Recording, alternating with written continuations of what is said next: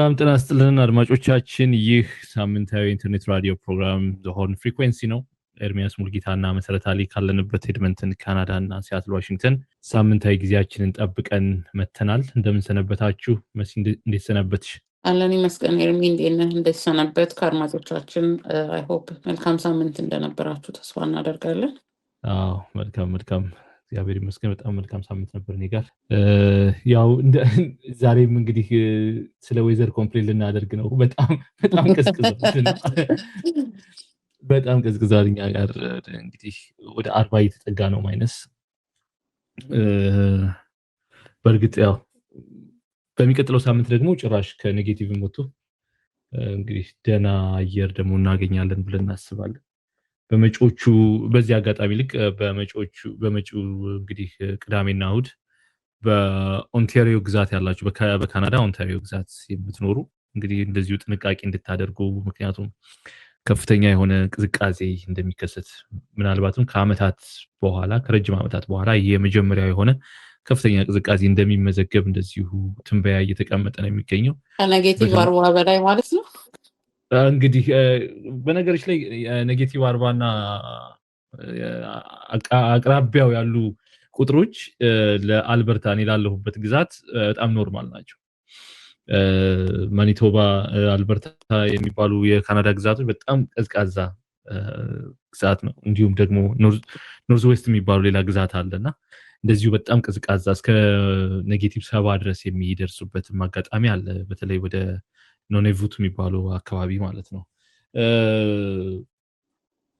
ግን ያው መረጃው እንዳጋራ እንደተናገርኩት ቅድም የኦንታሪዮ ግዛት በተለይም የቶሮንቶ እና አካባቢው በጣም ከፍተኛ ቅዝቃዜ ሊያጋጥም እንደሚችል እንደዚሁ እየተተነበየ ነው የሚገኘው። በተመሳሳይም አይ ቲንክ በአሜሪካም እንደዚሁ በኒውዮርክ እና እንደዚሁ ዙሪያው በመጪው እንግዲህ ቅዳሜና እሁድ እንደዚሁ ከባድ ቅዝቃዜ ይኖራል ወይም ደግሞ ስኖውም ይኖራል ተብሎ ይጠበቃል። ስለዚህ እንግዲህ አለባበሳችሁን ከአየር ሁኔታ ጋር እንደዛ ይመስላል። ኖርማሊ ነው ያለውበት ቦታ ብዙ ስኖው የሚያደርግበት አይደለም። ላይክ በሁለት በሶስት ዓመት ምናምን እያለፈ የሆነ ጀስት ስኖው ፍሌክስ ድሮፕ አድርጎ የሚያልፍበት አካባቢ ነው። ከትላንት ወዲያ ጠዋት ስነሳ ነበረ ስኖው ነበር ምናምን። ከስኖ በላይ ደግሞ ሲያትል በጣም እንትን ነው፣ ይሄ ዳገትና ቁልቁለት በጣም የበዛበት ከተማ ነውና ግራውንዱ አይስ አድርጎ ነበር፣ ብላክ አይስ ነበረው።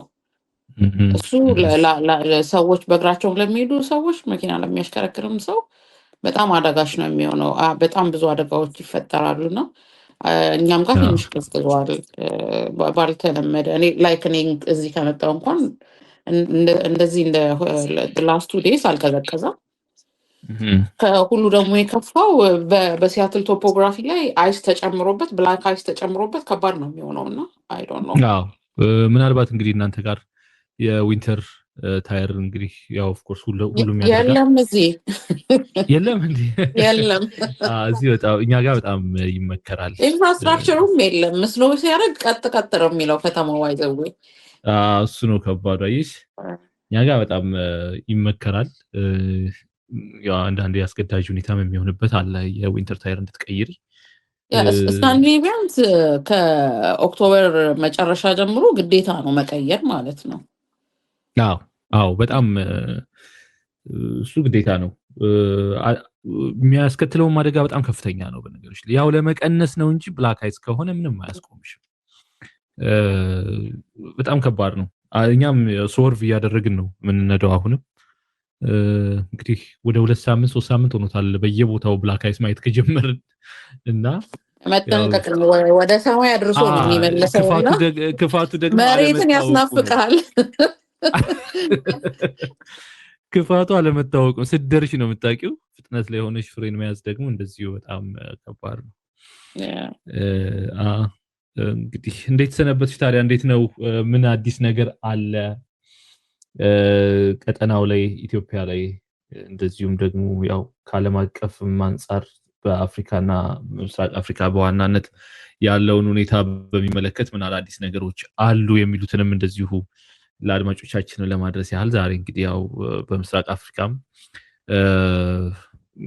ያው ምስራቅ አፍሪካን ማዕከል ኢትዮጵያን ማዕከል ያደረጉ ምስራቅ አፍሪካ ጉዳዮች እንደዚሁም ደግሞ ከዓለም አቀፍ ሁኔታ ከዓለም አቀፍ አንጻር ደግሞ እንደዚሁ ወደ ምስራቅ አፍሪካና ኢትዮጵያ ኢን ፓርቲኩላር የሚሄዱ መረጃዎችን ነው ወደ አድማጮቻችን ለማድረስም የተገኘ ነው። መሲ እስኪ እንግዲህ ምን አዲስ ካንቺን ጀምር? ያው የጂኦፖለቲካል ኮምፒቲሽኑ ኦን ዘ ሆርን ኦፍ አፍሪካ እንደቀጠለ ነው። ቢትዊን ዩኤኢ፣ ሳውዲ አረቢያ፣ ተርኪ ኤንድ ዩኤስ እሱኛው ነገር አይ ዶንት ኖ ደጋግመን ነው እኛም እያነሳ ነው ያለ ነው። በየሳምንቱ ግን አዳዲስ ዴቨሎፕመንቶች አሉት። ይሄ ሳምንት ግን ከዛም ባሻገር ሌሎች ነገሮችም ሀፕን ያደረጉበት ሳምንት ነበረ። የትራምፕ ሚዲዬሽን በተለይ ከአባይ ውሃ ጋር በተገናኘ ለግብፅ ፕሬዚዳንት አልሲሲ የጻፉት ደብዳቤ ግልባጭ ፕሬዚዳንት ታዬ አጽቀሥላሴ I'm still like having a challenge በደንብ እሱን ስም ማለት በግልባጭ ነው ኮፒን የተደረጉት ኢትዮጵያ ፕሬዚዳንት። ሌላው በዚህ ሳምንት የነበረው ትልቅ ነገር የዳቮስ ደግሞ የወርልድ ኢኮኖሚክ ፎረም ከኢኮኖሚክ ፎረሙ ባሻገር ደግሞ የሳይድ ኢንጌጅመንቶች አሉት። በጣም ሳይድ ፖለቲካል ኢንጌጅመንቶች በጣም ብዙ አሉት። አሁንም ዳቮስ ላይ ሳይድ ኢንጌጅመንት ከነበረባቸው በተለይ ኢንረቫንት ቱ ዘ ሆርን ኦፍ አፍሪካ የሶማሌላንድ ፕሬዚዳንት እዛ ቦታ ላይ ነበሩ። ከብዙ ኢንተርናሽናል አክተሮች ጋር ሲገናኙ ነበር ኢንክሉዲንግ የፕሬዚዳንት ትራምፕ ልጅ ኤሪክ ትራምፕ ጋር እንዲህ አይነት ነገሮች ነበሩ። ወደ ሆርን ኦፍ አፍሪካም ስንመለስ ደግሞ የኡጋንዳም ኢሌክሽን ፖስት ኢሌክሽን ሳምንት ነበረ። ብዙ ነገር ማግኘት አልቻልኩም። ኤክስፕሎር ለማድረግ ሞክሬ ነበር። ያሉኝ ወዳጆችም ጋር ደውዬ ነበር እና አሁን በቃ ዌት ኤንድ ሲ ታይም ላይ ያለ ነው። በቃ ምን እንደሚመጣ እጃችንን አጣጥፈን እየጠበቀን ያለንበት ነው የሚል ምላሽ ነበር የመለሱልኝ። ብዙ ያው ኢንተርኔቱን ተዘግቶ ነበር ኤርሚያስ እንደምታውቀው።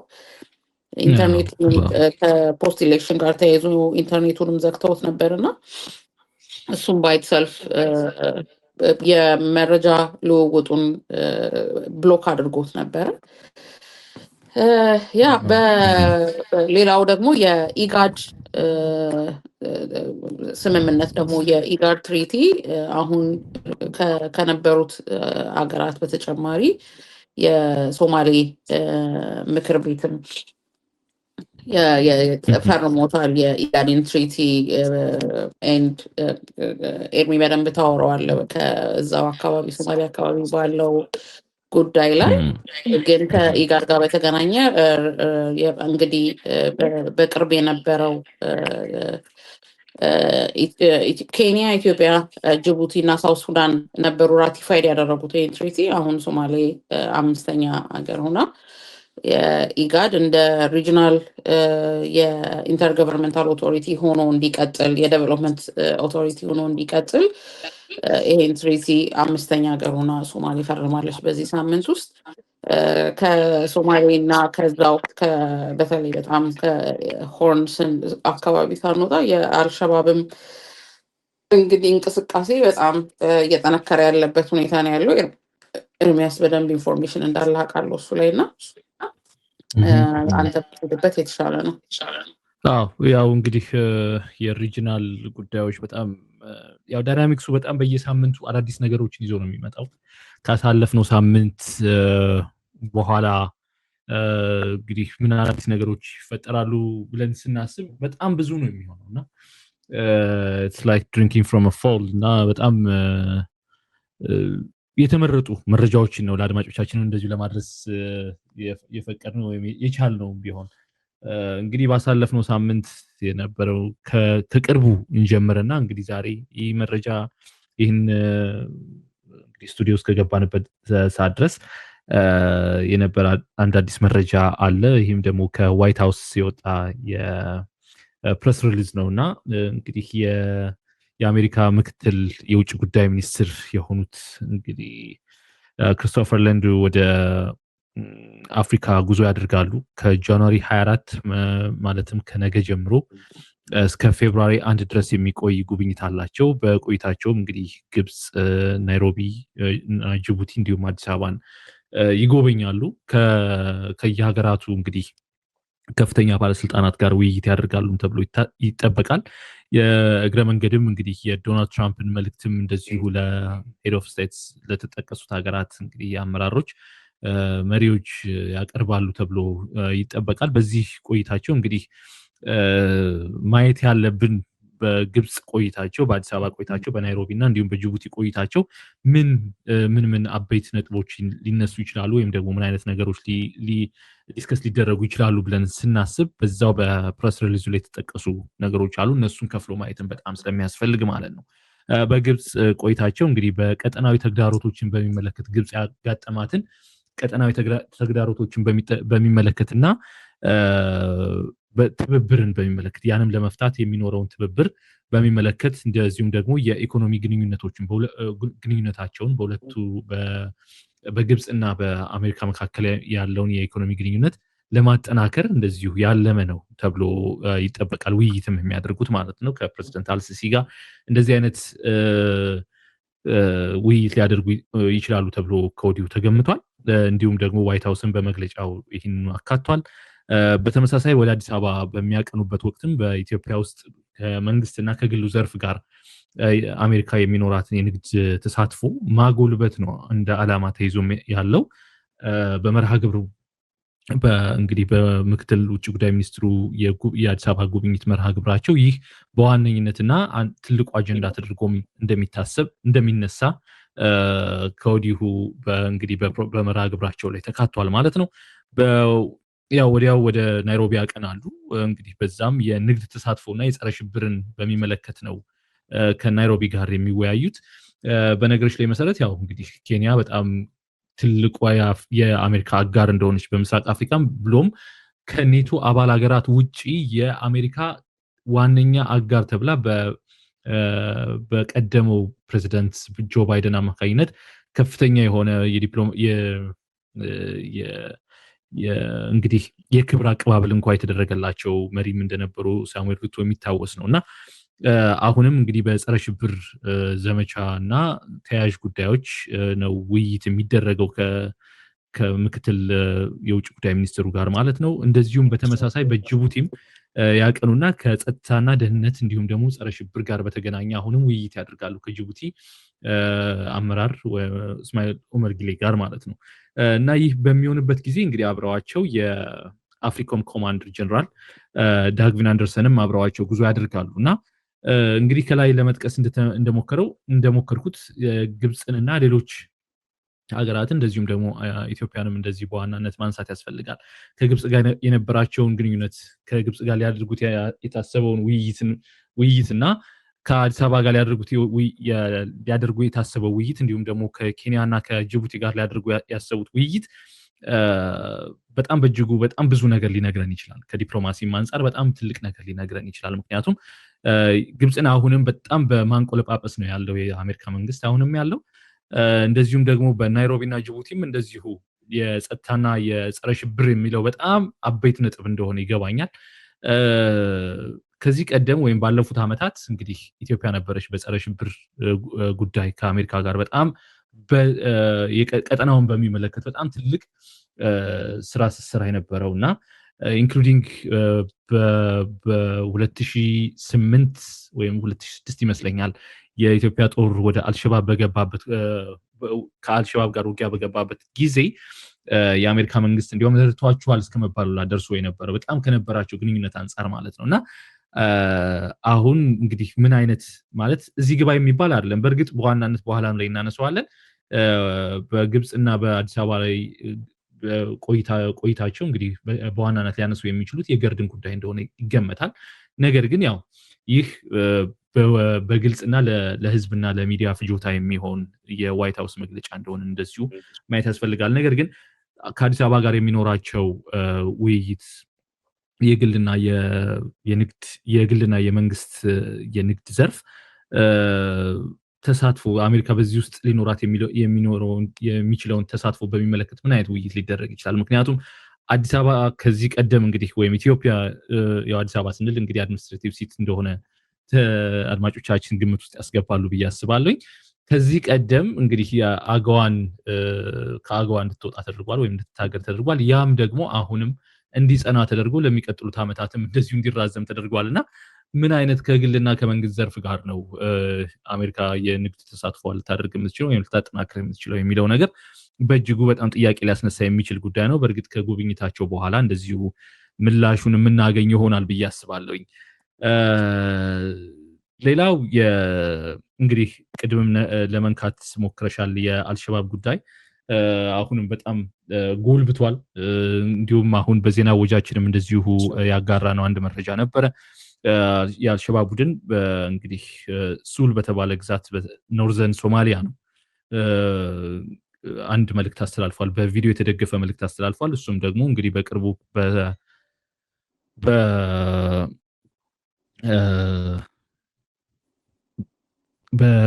በእስራኤልና ያው በእስራኤል አማካኝነት እንግዲህ ወደ ሀገርነት እንግዲህ ከፍ ብላለች ወይም ወደ ሀገር ከፍ ለማለት እየተንደረደረች ነው የተባለችውን እንግዲህ ራስ ገዟን የሶማሌላንድን በሚመለከት በጣም ሰፊ የሆነ ተቃውሞ ሲያሰሙ ከነበሩ አካላት አንዱ የአልሸባብ ቡድን ነው። አሁን እንግዲህ ከፍተኛ የሆነ እንግዲህ ተቃውሞ በማሰማት ብቻ አልቆመም። በቀጣይ እንግዲህ እርምጃ እንዲወሰድም በተለይም ደግሞ በሀርጌሳ ጥቃት እንዲፈጸም የራሱን ቡድን እዛው አካባቢ የሚንቀሳቀሰውን የራሱን ቡድን እንግዲህ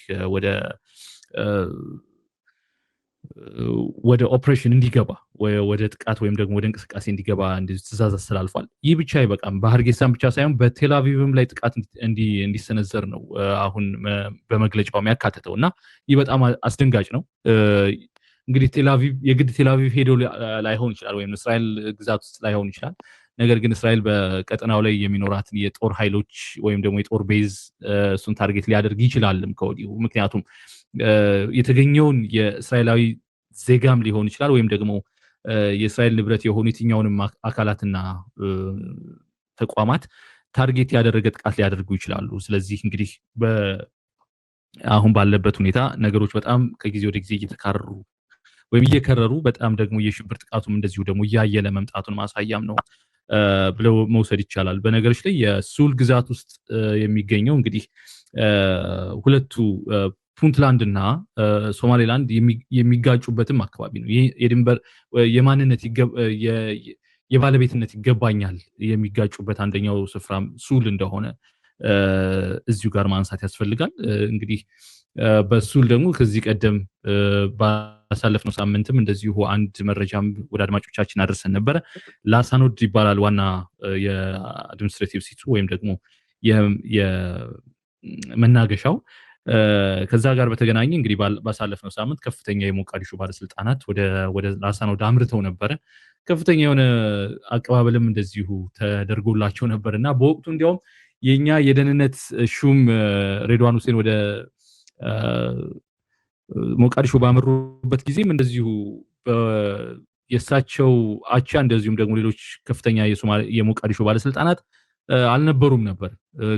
ለጉብኝት ወደ ላሳኖድ ሄደው ነበርና ከዛ መልስ ነው የተገናኙት እና በዚሁ እንግዲህ ከላሳኖድ በጣም 7 ኪሎ ሜትር ርቀት 7 ወይም 8 ብቻ ከ10 ኪሎ ሜትር ባነሰ ርቀት ውስጥ በምትገኝ ስፍራ ወይም ደግሞ ማራጋ በምትባል ቦታ ሆነው ይህን ሜሴጅ እንዳስተላለፉ እንግዲህ ጂኦሎኬት ተደርገዋል የአልሸባብ ቡድኖች። እንግዲህ በቀጣይ ወደ ሀርጌሳና ፑንትላንድም ሳምሃው ወደ ፑንትላንድም እንደዚሁ ጥቃት ሊሰነዘር እንደሚችል እንግዲህ ግምታችንን ማስቀመጥ ይቻላል። እንዲሁም በርካቶችም እንደዚሁ አይነት ተመሳሳይ ግምት እየሰጡ ነው የሚገኘው ከሶማሊያ ጋር በተገናኘ ማለት ነው። በነገሮች ላይ ቅድም ስለ ኢጋድን ባነሳሽው መረጃ መሰረት እንግዲህ ኢጋድ ፈጥኖ የሶማሌላንድን ወይም ደግሞ እስራኤል በሶማሌላንድ የወሰነችውን ውሳኔ በሚመለከት ፈጥኖ ምላሽ ባይሰጥ ኖሮ ሶማሊያ ያን ህግ ወይም ደግሞ እንግዲህ ያን ዲክላሬሽን ራቲፋይ ለማድረግ የምትሞክርበት አጋጣሚ በጣም አናሳ ነበረ የሚሆነው እድሏ በጣም አናሳ ይሆን ነበረ ምክንያቱም በጣም የኢስት አፍሪካ ኮሚኒቲም ውስጥ እንዳለችበት አቃለው ይመስለኝ እንግዲህ ሌላ ሚንጠለጠሉበት አንድ ቡድን አላቸው ኢትዮጵያ ነች በነገራችን ላይ በዚህ አጋጣሚ ኢጋድ ውስጥ ወይም ደግሞ ትልቅ ሪጂናል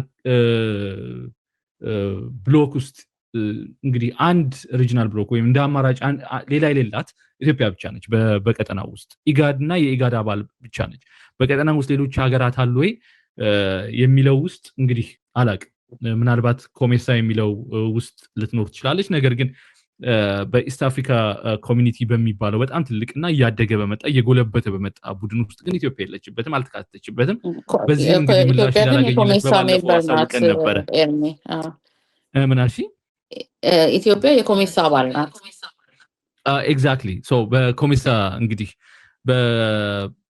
የኮሜሳ አባል ሀገር ነች እንጂ በኢስት አፍሪካ ኮሚኒቲ በሚባለው ግን በጣም አሁን ፓወርፉል እየሆነም እየመጣ ያለ ቡድን ነውና እዛ ውስጥ ባለመኖሯ የኢጋድ አባልነቷ የግድ ማለት በጣም እንደ ማንዳቶሪ ይላል ብቸኛ አማራጭ ሁላ ተደርጎ ሊወሰድ እንደሚችል እንደዚሁ ማሳየት ያስፈልጋል ለማለት ነው መሰረት አመሰግናለሁ እንግዲህ ሌላ ወደ ሌላ መረጃ እዛው ከሶማሌ ሳንወጣ አልሸባብ ብቻ ሳይሆን ባይዘው አልሸባብ ሶማሌ ላይ አይሲስም በተለይ ስፔሲፊካሊ ፑንትላንድ ላይ ኦፕሬሽኖች አሉት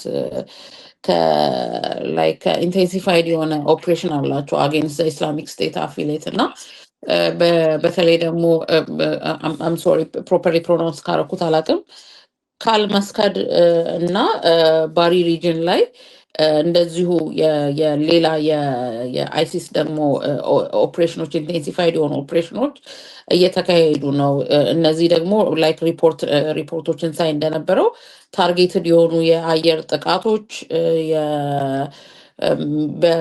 በመሬት ደግሞ የሚሊሻ እንደዚሁ ከበባዎች እንደዚሁ ፑንትላንድን ሲያስጨንቋት እንደከረሙ እና እየቀጠለ እንዳለን እንደገና እንዲያውም ይሄ ዋይደር ለሆነ የሲቪል ዋር እንደገና ሶማሊያ እንዳትጋለጥ ስጋቶች ያሳያሉና የሆርን ኦፍ አፍሪካ ላይ አሁን አልሸባብ ብቻ አይደለም ሁለቱም ናቸው አልሸባብም አይሲስም ላይክ የዚህ የጥፋት ያጥፍቶ መጥፋት ስራዎችን በተቀናጀ መልክ ፕላን እየተደረገ ይመስላል ለአንደኛው ለሶማሌ ብቻ ሳይሆን ለኬንያና ኢትዮጵያም ላይ የነዚህ የጽንፈኛ ቡድኖች የሚኖራቸው የሴኩሪቲ ላይ የሚኖራቸው ጫና ቀላል አይደለም የሚሆነውና እንግዲህ እነዚህ ነገሮች በዚህ ሳምንት በጣም አቴንሽን አግኝተው የነበሩ አበይት ጉዳዮች ናቸው በሶማሌ ላይ በእርግጥ ያው እንግዲህ ይህን ካነሳሽው አይቀር በቅርቡ ያው የፑንትላንድ ካውንተር ቴሮሪዝም እንግዲህ ቡድን ያወጣው አንድ መረጃም ነበር እንግዲህ ከ50 በላይ የሚሆኑ የቴሮሪስት አባላትን የአይሲስ አባላትን ይዣለሁ ብሎ ነበርና ከዛ ውስጥ ከግማሽ የሚልቁት ኢትዮጵያውያን ሆነው ተገኝተዋልና በጣም ብዙ መነጋገሪያም ነበረ ባሳለፍነው ሳምንት በእርግጥ ምክንያቱም እንደዚህ አይነት እንግዲህ ከግማሽ የሚልቁት እነዚሁ ኢትዮጵያውያን በምን አይነት መልኩ ሄደው ተቀላቀሉ ከዚህ በቀደምም በጣም ስንለው ነበር ከዚህ በፊትም አንስተው ነው ነበር ከዚህ ከኢሬጉላር ማይግሬሽን ጋር ተያይዞ አገር ውስጥም ካለው ኮንፍሊክት ጋር ይሄ በነገራችን ላይ አይ ቲንክ ከ3-4 ዓመት በፊት ከኮሜሳ ቮለንተር ማደርግበት ስፔስ ነበረ የዩዝ ፒስ ኤንድ ሴኩሪቲ ስፔስ እና ለኮሜሳ ጋር አባል ሀገራት ስጋት የፒስ ኤንድ ሴኩሪቲ ስጋት ናቸው ተብለው አይደንቲፋይ ከተደረጉት ነገሮች መሃል አንደኛው ወጣቶችን በእነዚህ በጽንፈኛ ኃይሎች ሪክሩት መደረግ እንደ ላይክ ለአካባቢው ስጋት ሊሆን እንደሚችል እንትን ነበር ፕሬዲክሽን ነበረ። እሱ ሀፕን እያደረገ እያየ ነው ያለ ይመስላል። ምክንያቱም ኢትዮጵያ ውስጥ ጦርነት አለ። ሰዎች በኢሬጉላር በሆነ መልኩ ህገወጥ በሆነ መልኩ ከሀገር ይወጣሉ። ህገወጥ የሰዎች ዝውውር አዘዋዋሪ ሰዎች ላይ ያርፋሉ። ኢትስ ኢዚ ለእነዚህ ኃይላት ወይም አካላት መጋለጣቸው። አንደኛ ይከፍሏቸዋል፣ በነገራችን ላይ ገንዘብ ይሰጧቸዋል በደንብ። አይ ሪመምበር ዋን ኦፍ እንትን የኬዝ ስተዲ የነበረው ሞዛምቢክ ላይ ነበር እና ልጆች እየሄዱ እነዚህ ኤክስትሪሚስት ግሩፖችን ይቀላቀሉና ገንዘብ ግን ስለሚያገኙ ለቤተሰቦቻቸው ይልካል። ቤተሰቦቻቸውም ደግሞ እንትን አያደርጉም፣ ኩዌስችን አያደርጉም። ልጄ ወይ ኢዘር ሳውዝ አፍሪካ ሂዶ ኦር ሰምዌር ሂዶ ሰክሰስፉል ሆኖ ሰፖርት እያደረገኝ ነው የሚሉት። ግን እነዛ ልጆች የት ነው ያሉት? እነዚህ የኤክስትሪሚስት ግሩፖች ውስጥ አባል ሆኖ ተመርምለው ተመልሰው ወደ ሀገራቸው ነው የሚላኩት። ምክንያቱም ቋንቋውን ያውቃሉ፣ አገሩን ያውቃሉ፣ ኮንቴክስቱን ያውቃሉ። ትሬን ከተደረጉና ግሩም ከተደረጉ በደንብ ትሬን ከተደረጉ በኋላ ተመልሰው ወደ መጡበት ሀገር ነው ለጥፋት የሚላኩት። አዎ የኛ የተመጀርሹም የኢትዮጵያ እንግዲህ ፊልድ ማርሻል ብርሃኑ ጁላም በአንድ ወቅት እንደዚሁ ከአንድ የዩቲዩብ ቻናል ይመስለኛል እዛ ጋር ሲያወሩ እንደዚሁ ሜንሽን አድርገውታል። ማለት የኢትዮጵያውያን የአልሸባብ ምልምሎች እንደሆኑና አሁንም የዛ አባል እንደሆኑ እንደዚሁ ሲያወሩ ነበር። አሁን ደግሞ እንግዲህ የአይሲስ አባልም ሆነው እንደዚሁ ተይዘዋልና በነገሮች ላይ ፑንትላንድ አገዛዝ ወይም ደግሞ የፑንትላንድ አድሚኒስትሬሽን በዚህ ደስተኛ ላይሆን ይችላል። ምናልባትም ከኢትዮጵያ ጋር ሊያቃቀረው የሚችሉ ጉዳዮችን ሊኖሩ ይችላል። ምክንያቱም እንደዚህ አይነት ነገሮችን የኢትዮጵያ መንግስት አስርጎ አስገባብኝ የሚልም አይነት አንደምታም ሊኖራቸው ይችላል እና ይህ በጣም ፍራጃይል የሆነውን አካባቢ ፍራጃይል የሆነውን የፖለቲካልና ዲፕሎማሲ ግንኙነታቸውን ወደ በለጠ ወደ ሻከረ ሁኔታ ሊያሸጋግርም እንደሚችል እንደዚሁ ይገመታል። ነገር ግን እንዳልሽው ያው የኢሬጉላር ማይግሬሽን ጋር በተገናኘ እንደዚህ ሰዎች ይጠለፋሉ መንገድ ላይ። ከዚህ ቀደምም በአንድ ወቅት ዜናም ሲሰራባቸው ነበረ። ከጅቡቲ በህገወጥ መንገድ ገብተው የነበሩ ኢትዮጵያውያን እንዲወጡ ሲደረጉ ከጅቡቲ እንዲወጡ ሲደረጉ፣ ነገር ግን በጎን በኩል ደግሞ የየመን ሁቲ አማጺዎች ይመለምሏቸዋል። ስለዚህ ከጅቡቲ ወደ የመን ይሻገራሉ ማለት ነው። አላማቸውም መጀመሪያውንም ወደ የመን ተሻግሮ እንደዚሁ ወደ ገልፍ ሀገራትና ወደ አረብ ሀገራት ለመሻገር ነበረ። መዳረሻቸውን ወደዛ ለማድረግ ነበር አላማቸው የነበረው። ነገር ግን ጅቡቲ ላይ በሚኖራቸው ቆይታና እዛ በሚኖሩበት ወቅት የጅቡቲ መንግስት ይዞ ወደ ሀገራቸው ሊመልሳቸው በሚያደርግበት ሂደት ነው እንግዲህ በዛች አጋጣሚ የሁቲ አማጺዎች ይመለምሏቸውና ወደ የመን ይሻገራሉ ማለት ነው። ሌላ ተጨማሪ እንግዲህ ካናን ፉደር ይሆናሉ ማለት ነው እነዚህ ህጻናት። እንግዲህ ያው አሁን በፑንትላንድ ተይዘዋል። በቀጣይ ደግሞ እንግዲህ ተመሳሳይ አይነት እርምጃ ሊካሄድ እንደሚችል ከወዲሁ እንግዲህ መግለጫም ሰጥቷል የፑንትላንድ መንግስት። ይህ ነው ባሳለፍነው ሳምንት የነበረው እንግዲህ በሶማሊያ በኩል። እንደዚሁ ዛሬ ሌላ አንድ መረጃም አለ ባሳለፍነው ሳምንት የሰማነው ተጨማሪ መረጃ እንደዚሁ ከዛው ከኢትዮጵያ ያገኘነው የኤርትራ ደህንነቶች ወደ ኢትዮጵያ ዲፌክት እያደረጉ ነው የሚል አንድ መረጃ የሆን ሪቪው የተሰኘ ፕላትፎርም በውጭ ጉዳይ ሚኒስቴር እንደዚሁም ደግሞ ባልሳሳት የመረጃና ደህንነት መስሪያ ቤትም እንደዚሁ ሳይዘውረው አይቀርም የሚባልበት ይህ ፕላትፎርም እንግዲህ አንድ ዘለግ ያለ ጽሁፍ አስነብቧል። በዚህም እንግዲህ የኤርትራ የደህንነት ባለሙያዎችና አመራሮች ከኤርትራ በመክዳት ወደ ኢትዮጵያ የተቀላቀሉ ነው፣ ወደ ኢትዮጵያ እንግዲህ መንግስት የተቀላቀሉ ነው፣ ወደ ኢትዮጵያም እየገቡ ነው የሚል ሀተታ ነበረ ያስነበበው። በእርግጥ እንደዚህ አይነት የተለመደ ነው ማለት በብዙ ሀገራት የተቀናቃኝ ሀገር ወይም የጎረቤት ሀገራትን ወይም ደግሞ የተቀናቃኝ እንኳ ባይሆን በሰላም ጊዜ በሰላም መልካም የዲፕሎማሲ ግንኙነት ያላቸው ሀገራት ተመሳሳይ አይነት እንግዲህ የመረጃ ልውውጥ በደህንነቶቻቸው የመረጃ ልውውጥ እንደዚሁም ደግሞ ባስ ሲልም ደግሞ እርስ በራስ የመረጃ መሰለልን በጣም የተለመደ ነው። እንደዚህ አይነት ደግሞ የፖለቲካል ቴንሽን ሲኖር እንዲሁም ደግሞ በጦርነት መፋጠጥና በእንግዲህ የሚሊተሪ መፋጠጦች ባሉባቸው ሁለት ሀገራት ደግሞ ተመሳሳይ አይነት መክዳት የተለመደ ነው። ነገር ግን እንደዚህ አይነት ነገር ሆኖ ከሆነ በእርግጥ እንደዚህ ሆኖ ከሆነ ኢትዮጵያ በጣም ትልቅ ለኢትዮጵያ በጣም ትልቅ ድል ነው፣ እመርታም የሚያስብልም ነው። በጣም ትልቅ ነገር ነው ተብሎ ይገመታል። ይህንም ተያይዞ እንግዲህ ከዛው እንግዲህ ለዝግጅት ክፍላችን የደረሰው መረጃ እንደሚያመለክተው በጣም ሰፊ የሆነ ውይይትና ስብሰባ ዝግ ስብሰባ እንደዚሁ እየተደረገ እንደሆነ ከብሔራዊ መረጃና ደህንነት አገልግሎት በጣም ትልቅ በዚህ ጉዳይ ላይ በጣም ሰፊ ስብሰባ እያደረጉ እንደሆነም እንደዚሁ መረጃው ደርሶናልና በእርግጥ እንደዚህ አይነት ነገሮች ሊያጋጥሙ ይችላሉ። በጽሁፉ እንግዲህ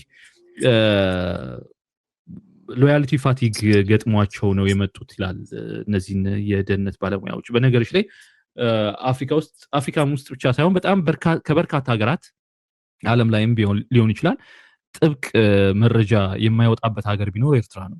የደህንነት መዋቅራቸውን በጣም ጥብቅና እጅግ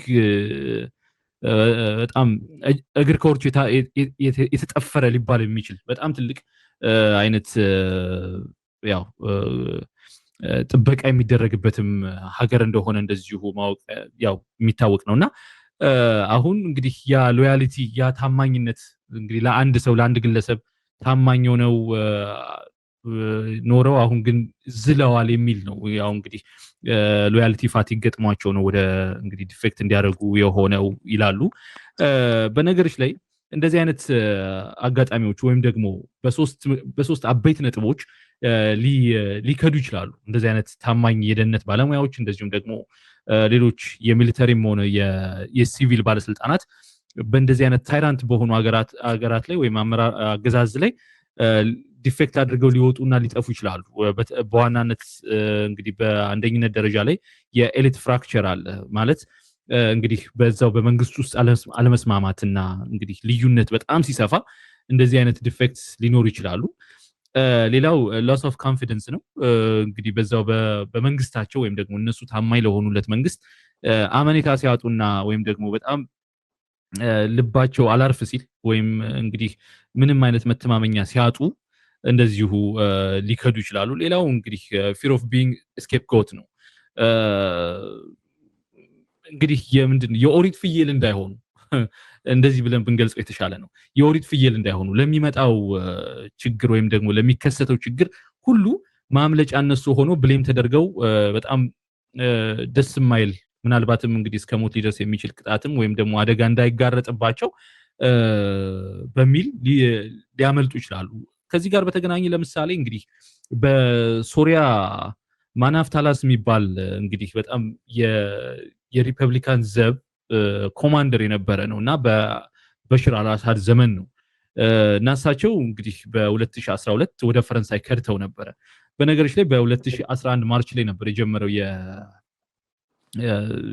የሲሪያ ሲቪል ዋር እና በ2012 በቃ ሲያዩት ሁሉ ነገሩ ማለት በጣም በቃ አለመስማማቱ እየመጣ በበሽር አልአሳድ መንግስት ላይ ያላቸው እምነት እየተሸረሸረ በነገሮች ላይ እኚህ ማናፍታላስ በጣም ለአልአሳድም በጣም ቅርብ ሰውም ነበሩ።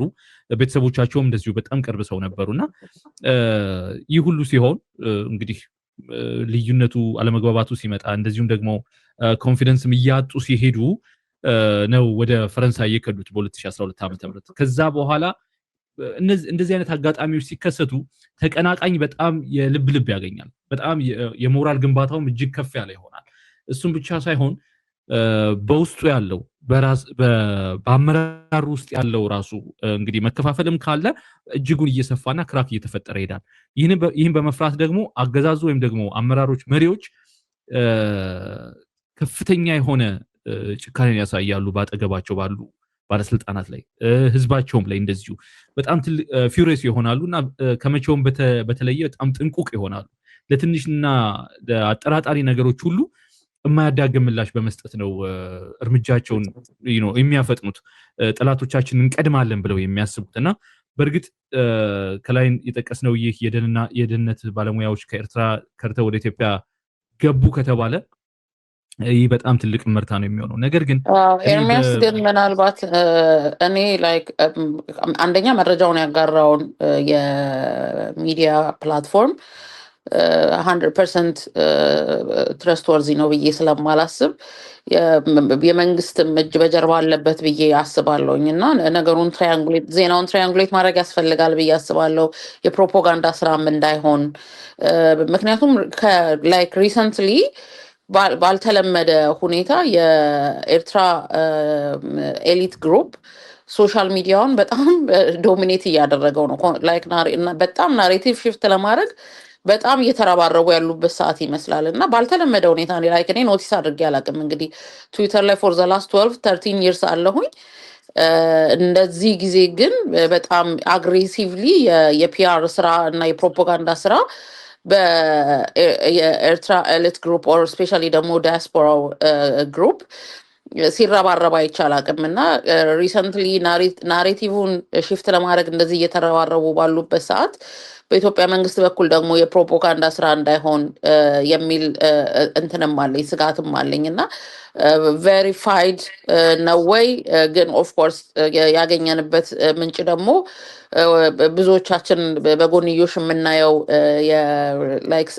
ፕላትፎርም ነው እና አይሆንም የምንልበት ምንም መንገድ የለም። ግን ደግሞ ይሆናልም ብዬ በድፍረት የምናገርበትም ደግሞ እንዳልናገርም የሚያደርገኝ እንዳልኩ ሪሰንትሊ ያለው በተለይ የኤርትራን ፖለቲክስ ናሬሽን ሽፍት ለማድረግ በጣም ላይክ ተረባርበው አጌንስት ኢትዮጵያ ላይ በጣም ብዙ ስራ እየሰሩ ያሉበት ጊዜ ነው እና እሱንም ዲባንክ ለማድረግ የፕሮፓጋንዳም ስራ እንዳይሆን ኩዌስችን እናደርጋለሁ።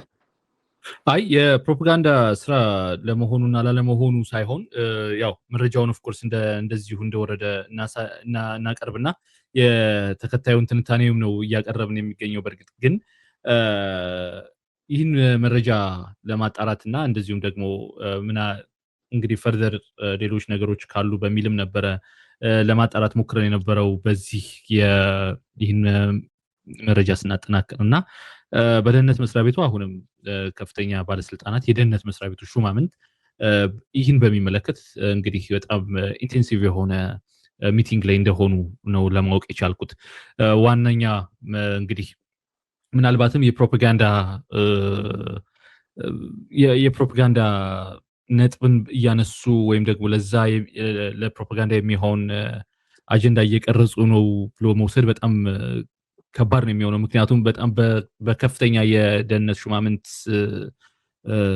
ደረጃ ፕሮፓጋንዳ ለመቅረጽ እንግዲህ ይህን ያህል ሰፊ ውይይት ያደርጋሉ ተብሎ አይታሰብም። ነገር ግን ኢን ፓርቲኩላር እነዚህን ግለሰቦች በሚመለከት እንደሆነ ነው መረጃው የደረሰኝ። በእርግጥ እንግዲህ እንዳልሽው መንግስት የራሱን አይነት ካውንተር ኢንፎርሜሽን እያሰራጨ የሚሆንበት አማራጭ ግን የሚሆንበት እድልም ኦፍኮርስ ሰፊ ነው የሚሆነው። በእርግጥ በዚህ ምስማማለሁ። እንግዲህ የኤርትራን ደህንነቶች በሚመለከት መረጃችን እዚህ ጋር እንጨርሳለን። ለመሆኑ እንግዲህ ዛሬ የገርድን ጉዳይስ እንዴት ነው የምንመለከተው የሚለውን ነገር እንግዲህ መወያየት ያስፈልገናል። ማለት እንግዲህ ባሳለፍነው ሳምንት ኦፍኮርስ ስለ ደብዳቤው በጥቂቱ ለማውራት ወይም ብሪፍ ለማድረግ ሞክረን ነበረ። ቅድም መግቢያችንም ላይ አንቺ ለማንሳት እንደዚሁ ሞክረሽ ነበረ። ነገር ግን ያው አሁን ባሳለፍነው ሳምንት እንግዲህ የአሜሪካው ፕሬዚደንት ዶናልድ ትራምፕ በጣም ብዙ ነገሮችን ተናግረው ነገር ግን በኢትዮጵያውያን ወይም ደግሞ በተለይም ደግሞ ለመንግስት ቅርብ ናቸው ተብሎ የሚታሰቡ የሶሻል ሚዲያ ሰራዊቶች ብዙ መረጃዎችን እንደዚሁ ዝም ብለው ከቆዩ በኋላ እንግዲህ መሪውን ጠቅላይ ሚኒስትር አብይ አህመድን እንግዲህ በጣም ስትሮንግ መሪ ነው ብለዋል የሚለው ብቻ ነበረ ተወስዶ ሲወራ የነበረው which is nice በጣም አሪፍ ነገር ነው። አይ ሚን በጣም ትክክል ነገር ነው እንደዛ ብለዋል። በእርግጥ ነገር ግን በጣም መተኮር የነበረበት ያው እንደዛ ማለታችን መልስ መሰጠት ነበረበት። በተለይ የዶናልድ ትራምፕ ዝምታው በጣም ጠንክሮ ነበር። የአሜሪካን መንግስት ወይም ደግሞ አሜሪካ የግራንድ ሬኔሳንስ ዳምን በገንዘብ ሰፖርት አድርጋለች የሚለው ተደጋጋሚ የሆነ ስቴትመንት ጠንከር ብሎ የነበረበትም ነበር በነገራችን ላይ ማለት ነው። የኢትዮጵያ መንግስት ግን አሁንም ዝምታን ነው የመረጠው እና ዝምታ የት ድረስ ነው የሚያስኬደው? አሁን ደግሞ በደንብ የደብዳቤውንም ለማየት እድል ነበረኝ። ከዛም በተጨማሪ ደግሞ ዶክተር መሐሙድ ትኩያ ከሪዮት ጋር ያደረገውንም ቆይታ እያየሁኝ ነበር እና ኤርሚያስ ላይ ሁልጊዜ የምለው አሁን በተለይ ደግሞ ሆርን ኦፍ አፍሪካ ላይ የፕሬዚዳንት ትራምፕ ኢንተርቬንሽን ኦር ኢንትረስት ፖለቲካልም ዲፕሎማቲካልም ነው ብዬ አላስብም። ላይክ አሁን ቀጥታም ለኖርዌይ መንግስት ደብዳቤ እንደጻፉ ታውቃለህ አይደል? ፕሬዚዳንት ትራምፕ የኮንጎና ሩዋንዳን ለማስታረቅ ሞክሬያለሁ፣ እንደዚህና እንደዚህ አድርጌያለሁ፣ እናንተ ግን ያው የኖቤል ሽልማቱን ልትሰጡኝ ፈቃደኛ አይደላችሁም የሚመስል እንድምታ ያለው ደብዳቤም ቀጥታ ጽፈዋል እና ከእንትኑ በላይ የፕሬዚዳንት ዶናልድ ትራምፕ ኢንትረስት አሁንም በተለይ ደግሞ በዋናነት በናይል ውሃ ላይ የሚሰጡት ስቴትመንቶች በጣም ጠንከር ያሉ ናቸው። እንዳልኩት ለእኔ ፖለቲካልም ዲፕሎማቲካልም ነው ብዬ የማላስበው። በሌላ እጃቸው ፕሬዚዳንት ዶናልድ ትራምፕ ደግሞ የኖቤል ፒስ ፕራይዝ መሸለም አለብኝ ብለው ካምፔን እያደረጉም ስላሉ አስፓርት ኦፊስ ካምፔን የሚነካኩት ነገር ይመስላል። ግን ደግሞ ካምፔን እኮ እንደዛ አይሸልምም ካምፔን እያደረጉ ነው። በነገራችን ላይ አንቬሪፋይድ የሆነ እንትንም አለኝ ኢንፎርሜሽንም አለኝ። ምንድነው የሀገራትን የፓርላማ አፈጉባኤዎች ለፕሬዚዳንት ዶናልድ ትራምፕ ለኖቤል የሰላም ሽልማት እንዲሸለሙ የሀገራትን የፓርላማ አፈጉባኤዎች ፒቲሽን እያሰባሰቡ እንዳለ መረጃ አለኝ እና አስፓርት ኦፍ ሂዝ ካምፔን የሚነኩት ነገር እንደ ሀገር ግን እኛን በጣም በትልቁ ኮምፕሮማይዝ የሚያደርግ በተለይ ደግሞ ይሄ በጣም ከኢንተርናሽናል ወተር አጠቃቀም ውሃ አጠቃቀም ከኢንተርናሽናል ውሃ አጠቃቀም ከኢኩቴቢሊቲ ጋር እንዲሁም የተለያዩ የወተር ገቨርነንስ ኢንተርናሽናል ወተር ገቨርነንስ እንትኖች ህጎች ገቨርን ሊያደርጓቸው የሚገባውን እንደ ላይክ ሊትራሊ አሁን የደብዳቤውን እንድምታ ሙሉን ስታየው የኢትዮጵያን የውሃ የመጠቀም የአባይን ውሃ የመጠቀም መብቷን የሚያሳጣ ኢን ፊውቸር ደግሞ እንዲያውም የኮንቨርሴሽኑን እንዳልኩ ቅድም የዶክተር መሐሙድ ትኩያን ኮንቨርሴሽን ቁጭ እየሰማ ነበር እና የውሃው ምን ያህል ፐርሰንት ኦፍ ውሃ ለግብፅ፣ ምን ያህል ፐርሰንት ኦፍ ውሃ ለሱዳን፣ ከዛ ደግሞ ምን ያህል ፐርሰንት ኦፍ ውሃ ለኢቫፖሬሽን እንደተተወና በዚህ ክፍፍል ውስጥ ኢትዮጵያ ምንም ድርሻ እንደሌላት እንግዲህ ይሄ ሁላ ነገር ባለበት ሲቹዌሽን ውስጥ ፕሬዚዳንት ዶናልድ ትራምፕ እየተነሱ እንዲህ አይነት ከበድ ያለ ነገር አስተያየት ሲሰጡ የኢትዮጵያ መንግስት በዝምታ ነው እያለፋቸው ያለው እና ዝምታው የድረስ ነው የሚያስኬደን ምንድነው ኮምፕሮማይዝ የሚያስደርገን የሚለውን ነገር መታየት የለበትም ወይ? መልስ መመለስ እንደ ኤክስፐርት ሌላው ቢቀር እንደ ኤክስፐርት ፖለቲካሊ እንኳን ኢንጌጅ አናረግም የሚል እንትን ከሆነ እንደ ባለሙያ በባለሙያዎች መልስ ሊሰጥ አይገባም ወይ ነው ጥያቄ እኔ። አዎ እንደዛ መደረጉ በእርግጥ በጣም ዝምታው ጥልቅ ሆነና ምንድነው የምር ኢትዮጵያ ተቀብላለች እንደ ገንዘብ እስከመባልም እስከማለትም ላይ የሚያስደፍርም ሆኗል። እንደዚሁም ደግሞ ጠቅላይ ሚኒስትሩ እንዴት እንደዚህ አይነት ለብዙ ነገሮች ምላሽን ሲሰጡ የሚታወቁ ናቸውና እንዴት እንደዚህ አይነት ነገር ላይ ዝም ይላሉ የሚልም ነገር ነው። ምክንያቱም በሰሜኑ ጦርነት ወቅት በጣም በግልጽ ቦልድ ሆነውም እንደዚሁ ምላሽን ሲሰጡ እንደነበር የሚታወስ ነውና እንዴት አሁን ዝምታቸው በረታ የሚልም ጥያቄም እንደዚሁ የሚያስነሳ ነው። በነገሮች ላይ እኔ የዶናልድ ትራምፕን ውሳኔና አቋም ከበቀል አንጻርና በጣም ከብስጭት አንጻር ነው የምመለከተው። ምክንያቱም በመጀመሪያው ተርማቸው በጣም ከፍተኛ የሆነ ተቃውሞ አስተናግደው ነበረ። በተለይም ደግሞ ከኢትዮጵያውያን ኮሚኒቲ አሜሪካ ውስጥ ከሚገኙ ማለት ነው በግልጹላ ሲናገሩ ነበረ። ማለት እንዴት ከግብጽ በኩል ጋር ወግነዋል። የአባይን ድርድር በጨለምተኝነትና በፍጹም ወገንተኝነት ለግብጽና ከኢትዮጵያ ውጭ ላሉ አካላት እንደዚሁ ወግነዋል። እና በቃ በዚህ ምርጫ በፍጹም ዶናልድ ትራምፕን አንመርጥም፣ እንዲያውም ደግሞ ለጆ ባይደን ነው ድምጻችን ላይ የምንሰጠው እስከማለትም የደረሱበትም ጊዜ ነበረ። አብዛኞቹ ለጆ ባይደን ካምፔን ሲያደርጉም እንደነበር የሚታወስ ነውና ይህ በራሱ ራሱን የቻለ በጣም ትልቅ ሪዘንትመንት ፈጥሮባቸዋል ብዬም አስባለሁ። ከዛም በተጨማሪ ደግሞ እንግዲህ በአንድ ወቅት ወጥቶም የነበረው መረጃ እንደምታስታውሹ መሰረት ከግብጽ መንግስት ካዝና እንግዲህ ወደ $10 ሚሊዮን የሚሆን ለዶናልድ ትራምፕ በ2016 እና 17 እንግዲህ ለካምፔን እንዲያደርጉ ገንዘብም ተሰጥቷቸዋል።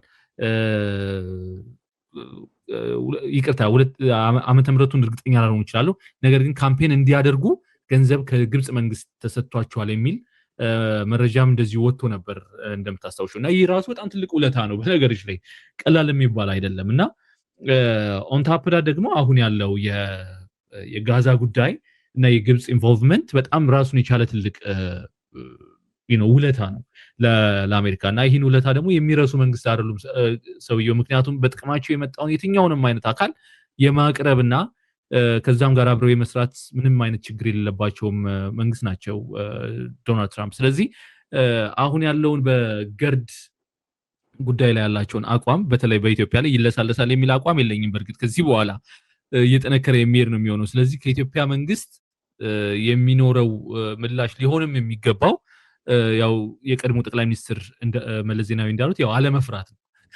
ግብጽ ማለት በጣም ትልልቅ ግዙፍ ወታደሮችን እያስፈራራች ነው። ያው ከኛ የሚጠበቀው አለመፍራት ነው እንዳሉት አሁንም እንትንም ነው ባይዘው የግብጽ የሚሊተሪ እንትኗ I think it has always been the strategy ማስፈራራት፣ የሚሊተሪ ፓሬድ ማድረግ ላይክ ኢትዮጵያን እንዲና አደርጋለሁ፣ ጦርነት ጀምራለሁ።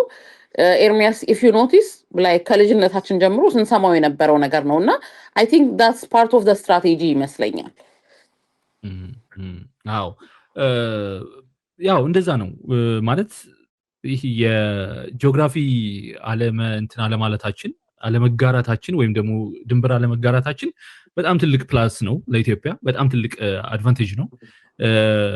ነገር ግን ደግሞ እንግዲህ ያንም ተከትሎ ደግሞ ግብጽ ያው ከፍተኛ የሆነ ወታደራዊ ፓሬድ በማሳየት እንደዚሁ በቀጠናው ውስጥ ወይም ደግሞ ኢትዮጵያን የሚጋሯትን ጎረቤቶቿን እንግዲህ በመቅረብና በጣም በተደጋጋሚ ብዙ አይነት እጅ መንሻዎችን በማቅረብ የስፍራ እንድታገኝ ወይም ደግሞ መግቢያ ቀዳዳ እንድታገኝ በጣም በእጅጉ የለመነችበት ዘመናት ረጅም ናቸው። አሁን ነው በዚህ አድሚኒስትሬሽን ነው ግብጽ ወደ ምስራቅ አፍሪካ ቀጠና መቅረብ የቻለችው፣ በተለይም ደግሞ ወደ ኢትዮጵያ ድንበር መቅረብ የቻለችው አሁን ባለንበት አመራር ነው። በነገሮች ላይ በእርግጥ ምን አይነት አካሄድ እየተካሄደ ነው የሚለው ነገር ግልጽ ባይሆንም፣ ነገር ግን በሶማሊያም ምናልባትም እንግዲህ ባለፉት ዓመታት በአስመራ በኩል በነበረው ግንኙነት ብቻ ነው ወደ ኢትዮጵያ መቅረብ ይችላል የነበረው። ከዛ ባለፈ ግን ጅቡቲም፣ ሱዳንም፣ ደቡብ ሱዳንም እንደዚሁም ደግሞ ሶማሊያ በጣም ከፍተኛ የሆነ የዲፕሎማሲ ግንኙነት ከኢትዮጵያ ጋር ስለነበራቸው የግብጽ ፕሬዘንስ የሚታሰብ አልነበረም በእነዚህ ሀገራት። ከኤርትራ ባሻገር በእነዚህ ሀገራት የሚታሰብ አልነበረም። ነገር ግን አሁን ያው ከመቼውም ጊዜ በበለጠ አሁን ጭራሽ ወደ ጅቡቲ ሄዳለች። ከዛ አስቀድሞ ደግሞ እንግዲህ ወደ ሶማሊያ ጁባላንድ ገብቶ ጦር እስከ ማስፈርም እንደዚሁ ደርሳለች እና ይህ ራሱን የቻለ ሌላ ዳይናሚክስ እና ሌላ ችግር ይዞ እንደሚመጣ ማሳያ ነው። ነገር ግን አሁን በነገሮች ላይ ያው ግብጽ ካሳ ይከፈልኝም ብላለች። ከፍተኛ የሆነ የውሃ መጠን አስቀርታብኛለች ኢትዮጵያ፣ ስለዚህ ለዚህ ደግሞ ካሳ ፈልጋለሁ የሚልም እንደዚሁ አንድ ነጥብም ይዛ ብቅ ብላለች። ነገር ግን ዞሮ ዞሮ በሁለቱም ሀገራት ወይም ደግሞ በላይኛው የተፋሰስ ሀገር ኢትዮጵያ በዋናነት በዶናልድ ትራምፕ አሸማጋይነት የሚቀርቡ ከሆነ በጣም ትልቅ የሆነ የመደራደሪያ ነጥብ ይዘንና በአርበኝነት መንፈስ መግባት ይኖርብናል። ያ ካልሆነ ግድቡን በጋራ ያስተዳድሩት የሚልም ሐሳብ ሊኖር ይችላል። በዚህ ምክንያት ዘሞመንት አንድ ግብፃዊ ወደ ግድቡ ደረሰ ማለት ምናልባትም ይህ ግድብ ለአንድና ለመጨረሻ ጊዜ ዲስፈንክሽናል ሆኖ ለአገልግሎቱ ላይ የማይበቃበት ወይም ደግሞ ለአገልግሎት የማይውል በቃ ጀስት የኮንክሪት ክምር ሆኖ ሊቀር ይችላል። ለዚህ ደግሞ ማሳያው በነገሮች ላይ ከህዳሴው ግድብ መጠናቀቂያ ዓመታት ወይም መጠናቀቁ ሊበሰር ጥቂት ዓመታት አስቀድሞ የነበሩት ዓመታዊ የሳይበር ሴኩሪቲ ጥቃቶች የሳይበር ጥቃቶችን በሚመለከት በኢትዮጵያ ላይ በእጅጉ እየጨመሩ የመጡበትና በዋናነት ደግሞ መሰረተ ልማቶችን ታርጌት ያደረጉ የሳይበር ጥቃቶች ናቸው። ከዛ ውስጥ እንግዲህ በዋናነት የህዳሴው ግድብ እንደሚገኝበት በተደጋጋሚ ሲነገርም ቆይቷልና እንደዚህ አይነት ነገሮች እንግዲህ የሚደረጉ ከሆነ ወይም ደግሞ በጋራ ያስተዳድሩት የሚሉና የግብፃውያን ኤክስፐርቶችን ወደ ግድቡ የሚያደርስ ጉዳይ ካለ ለአንዴና ለመጨረሻ ጊዜ እንግዲህ ይህን ግድብ ልንሰናበተው ግድ ይለናል ማለት ነው። አሁን ያለው ይህ በጣም ፒቮታል ፖይንት ስለሆነ የኢትዮጵያውያን ተደራዳሪ ወገኖች እንግዲህ ጠቅላይ ሚኒስትር አብይ አህመድም ሊሆኑ ይችላሉ ወይም ደግሞ ፕሬዝዳንት ታዬ አጽቀሥላሴም ሊሆኑ ይችላሉ በሚያደርጉት ግንኙነት ሁሉ እንግዲህ 130 ሚሊዮን ህዝብን ተሸክመውና በሀገር ፍቅር ወኔ መሆን ይኖርበታል። ስልጣንን እየታሰበ ከሆነ ግን ከወዲሁ እንግዲህ ያው ሽንፈታችንን ልንቀበል በጣም ግድ ይለናል ማለት ነው። ይህ በጣም እንግዲህ ክሮስሮድ ላይ የሚያስቀምጠን ጉዳይ ነው። ምናልባት ከአንተ የተለየ አመለካከት ነው ያለኝ እዚህ ላይ ያን ያህል ፈርዘር የሚሄድ ነገር ይኖራል ብዬ አላስብም። እንዳልኩትኝ በተለይ የግብፅ ማስፈራራት እና የሆነ አባይ ላይ ኢትዮጵያ ኢንቨስትመንቶችን ስታደርግ ኢቭን ገርድ ከተጀመረ ጀምሮ በጣም ብዙ ሚሊተሪ ፕሬዶች ሁላ በአደባባይ ይደረጉ ነበር፣ ኃይልን ለማሳየት ጡንቻን ለማሳየት በሚመስል ሁኔታ።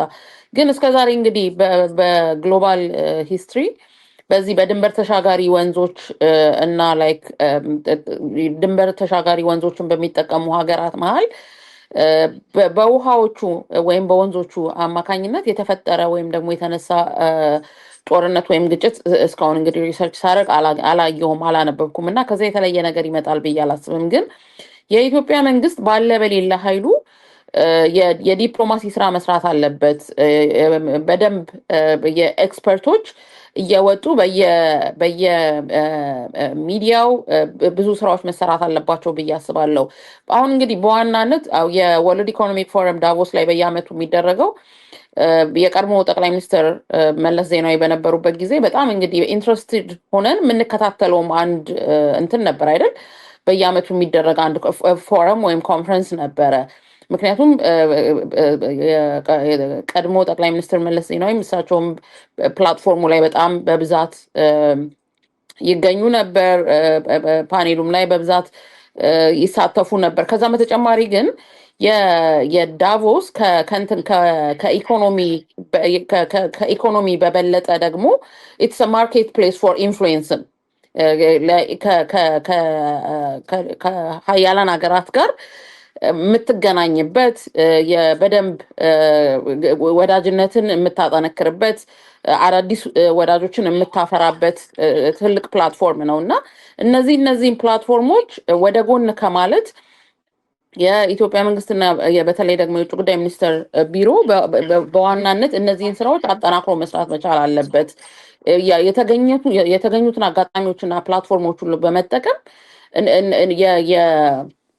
የገርድን ህልውና የኢትዮጵያ ህልውናን እና የገርድን ደግሞ ለኢትዮጵያ ያለውን ሬሌቫንስ በደንብ ፕሮሞት መደረግ አለበት፣ ማርኬት መደረግ አለበት ብዬ አስባለሁኝ እና አንድም አሁን ሚሳውት አድርገናል ብዬ የማስበው ኦፖርቹኒቲ የዳቮስ ላይ የነበረው ኦፖርቹኒቲ ነው። ምክንያቱም ቢዮንድ ኢኮኖሚክ ፎረምነቱ ከጎን የሚካሄዱት ፖለቲካል ሳይድ ሚቲንጎች ኢዝ ኢምፖርታንት ብዬ አስባለሁኝ እና በዛ ልክ ግን የኢትዮጵያ መንግስት እየሰራ ነው ወይ ሪስፖንድ እያደረገ ነው ወይ ብለን ስንል በፍጹም እንዲያውም ኢት ኪፕስ ላይክ ሻይንግ አዌይ ፍሮም ዘ ሲቹዌሽን ይመስላል እና ምንድነው ውሸት ተደጋግሞ ሲነገር እውነት ይመስላል። እውነት አይሆንም ግን እውነት ይመስላል የፕሬዚዳንት ዶናልድ ትራምፕ ስቴትመንት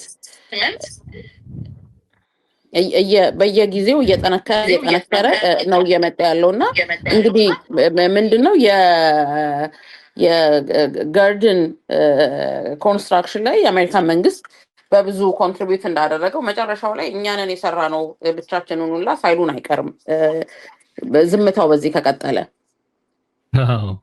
እውነትሽን ነው። እሱ ነገር እንግዲህ በጣም ሰፊና ጠንካራ ምላሽ የሚያሻው ይመስለኛል። ምናልባትም እንዲያውም ጠቅላይ ሚኒስትር አብይ አህመድ በዚህ ጉዳይ ላይ በጣም ሰፊ ማብራሪያ ለሚዲያ እንኳ የሚሰጡ አይመስለኝም።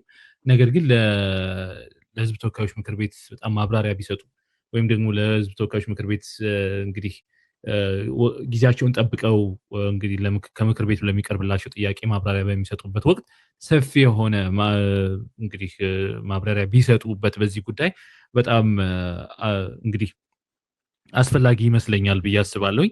ምናልባትም ደግሞ አዲስ አበባ የሚገኘውን የአሜሪካ ኤምባሲ አምባሳደርን ኤርቪን ማሲንጋ እንደዚህ ጠርቶ ማነጋገር በራሱ የውጭ ጉዳይ ሚኒስትር ጠርቶ በማነጋገር ኤክስፕሌን እንዲያደርግ እንኳ ማድረግ የተሻለ ይመስለኛል። አይ ሪመምበር ከዚህ ቀደም በነበረው የመጀመሪያውን ስቴትመንት በተናገሩበት ወቅት ኤርቪን ማሲንጋን ጠርተው የውጭ ጉዳይ ሚኒስትሩ ማነጋገራቸውን አስታውሳለሁ። ስቴት ሚኒስትሩ ማለት ነው እና ጠርተው እንግዲህ ማነጋገራቸውን አስታውሳለሁ። ከዛ በኋላ ግን ያው ተደጋጋሚ ነገሮች ነው እየተናገሩ ያሉት ፕሬዚደንቱ። ምንም አይነት ምላሽ ግን ከኢትዮጵያ በኩል ሲሰጥ አልተስተዋለም። በነገሮች ላይ እንደዚህ አይነት ነገሮች ሲከናወኑ በሀገር ሉዓላዊነት ጉዳይ ላይ እንደዚህ አይነት የሀያላን ሀገራት ስቴትመንት ሲካሄድ የትኛውም ሀገር በተለይም ደግሞ ለምሳሌ የሶማሌላንድን በሚመለከት በጣም ትልቅ መነጋገሪያ ሆኖ የነበረው የሶማሊያና ሶማሌላንድ ሞቃዲሾና ሀርጌሳ የሞቃዲሾ መንግስት በጣም እንደ አክቲቪስት ነበረ አክት ሲያደርጉ የነበረው። በነገሮች ላይ ሚዲያ ላይ ይቀርባሉ፣ ሶሻል ሚዲያቸው ላይ ይጽፋሉ፣ የራሳቸው መግለጫ ይሰጣሉ።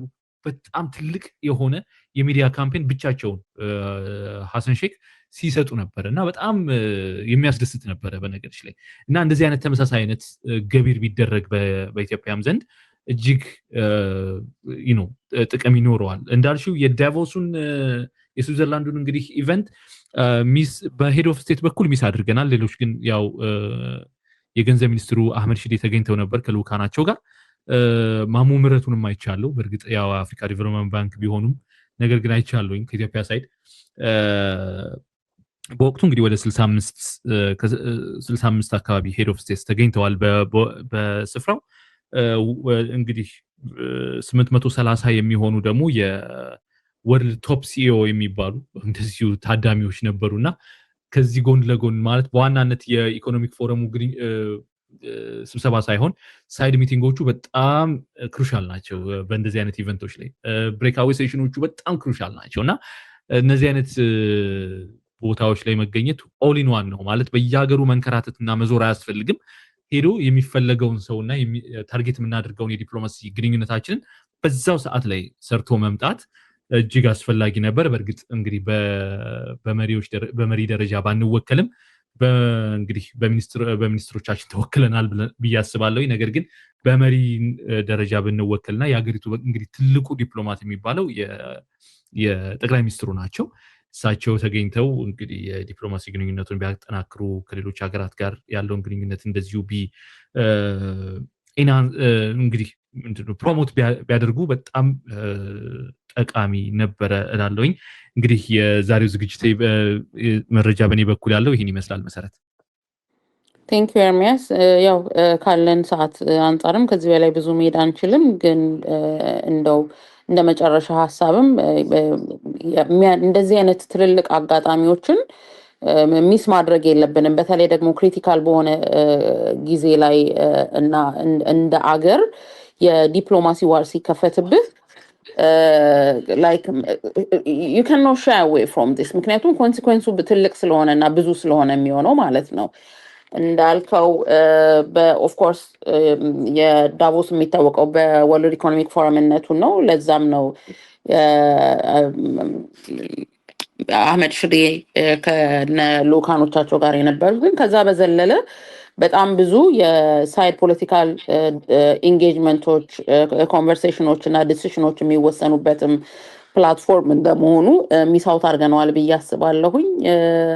አይ ሆፕ በሚቀጥለው ሳምንት ስንገናኝ የተሻለ ወሬ የተሻለ ዜና እንደ ሀገርም እንደ ቀጠናም ይዘን የምንቀርብበት ሳምንት እንዲሆን ዊሽ እናደርጋለን። ኤርሚያስና አካባቢውንም እንግዲህ ሙቀት እንዲሆንላቸው እንመኛለን። መልካም ሳምንት። አድማጮቻችን እንግዲህ የሳምንታዊ ዝግጅታችን ይህን ይመስል ነበረ። ሳምንት በሌላ ርዕሰ ጉዳይና እንግዲህ አዳዲስ መረጃ ወደ እናንተ እንቀርባለን። እስከ ሳምንት መልካም ሳምንት።